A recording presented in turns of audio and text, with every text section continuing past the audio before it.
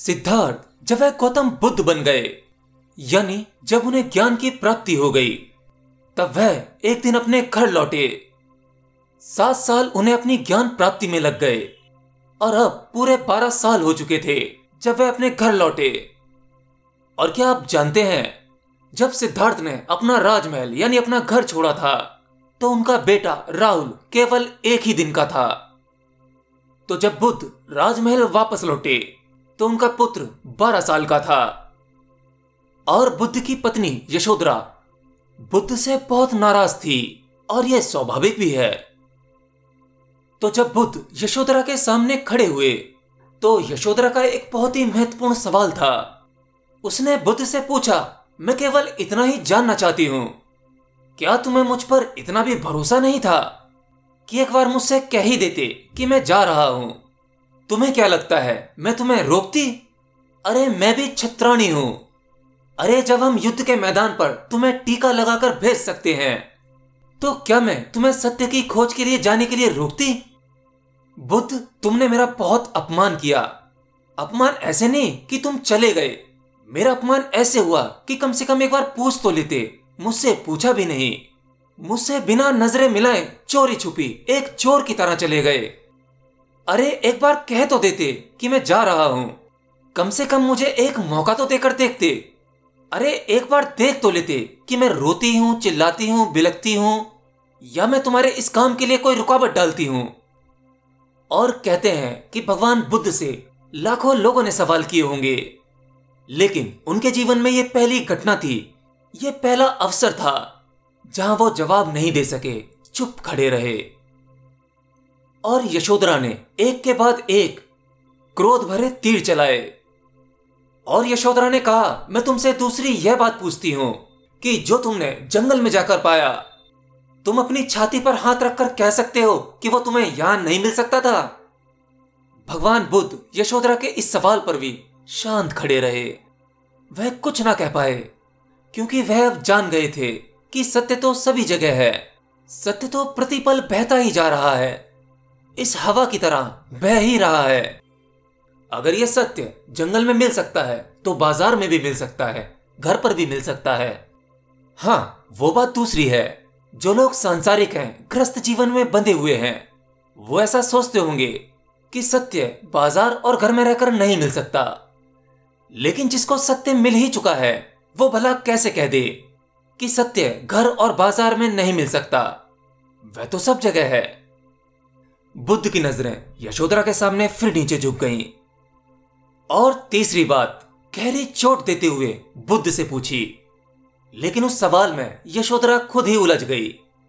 तीसरी बात उसने की, राहुल को पकड़कर बुद्ध के सामने किया और कहा कि ये तेरे पिता हैं।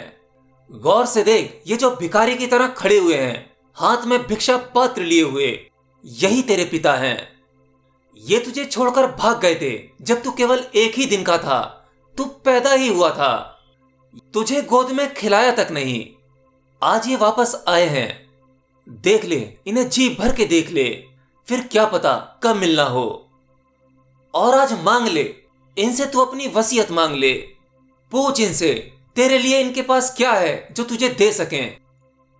यशोधरा द्वारा पूछा गया यह प्रश्न बड़ा ही गहरा और घातक था, गहरी चोट देने वाला था। बुद्ध के पास देने को था ही क्या? बुद्ध की पत्नी यशोधरा, उसके भीतर 12 सालों से ज्वालामुखी धधक रहा था। वो बुद्ध से प्रतिशोध ले रही थी जो उसने अपने पति के बिना बिताए। उनके जीवित रहते हुए भी यशोधरा के पुत्र को पिता का प्यार नहीं मिल सका। 12 वर्षों से भरा यह ज्वालामुखी आज फूट पड़ा था। लेकिन यशोधरा ने कभी सोचा भी नहीं होगा कि यह घटना यशोधरा के जीवन में भी एक क्रांति ला देगी।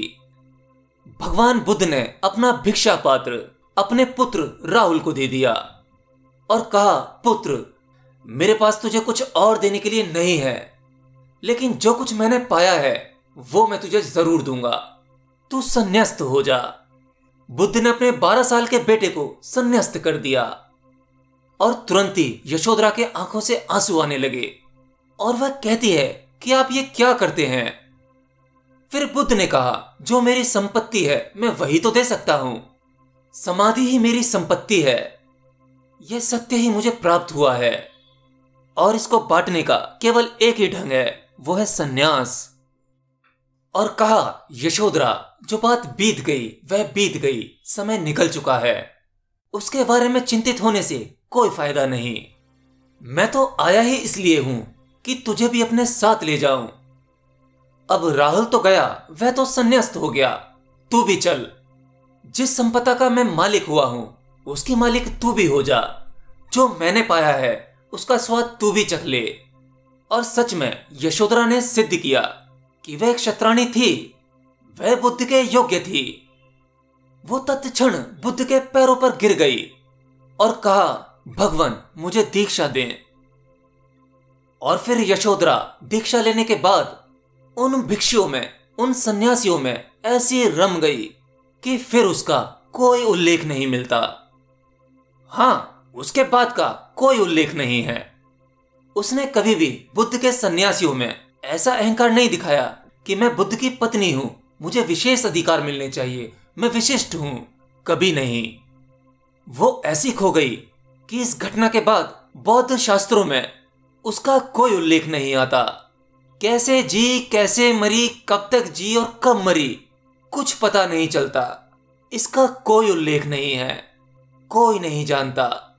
वो बुद्ध के सभी सन्यासियों में ऐसी खो गई कि जिसका कोई जवाब नहीं। आपको बौद्ध शास्त्रों में भगवान बुद्ध के कई भिक्षुओं का वर्णन मिल जाएगा। उनके बहुत से ऐसे शिष्य जिन्हें सत्य प्राप्त हो गया था, उन सब का वर्णन मिल जाएगा। परंतु यशोधरा का वर्णन आपको कहीं नहीं मिलेगा। वाकई यशोधरा बड़ी गजब की स्त्री रही होंगी। उनमें पात्रता थी और ऐसी बहुत कम स्त्रियां हो पाती हैं जिनमें सत्य की पाने की पात्रता होती है। एनीवे, इस कहानी में क्या मॉरल है, कितने मॉरल हैं, ये आप मुझे कमेंट बॉक्स में लिखकर बताएंगे।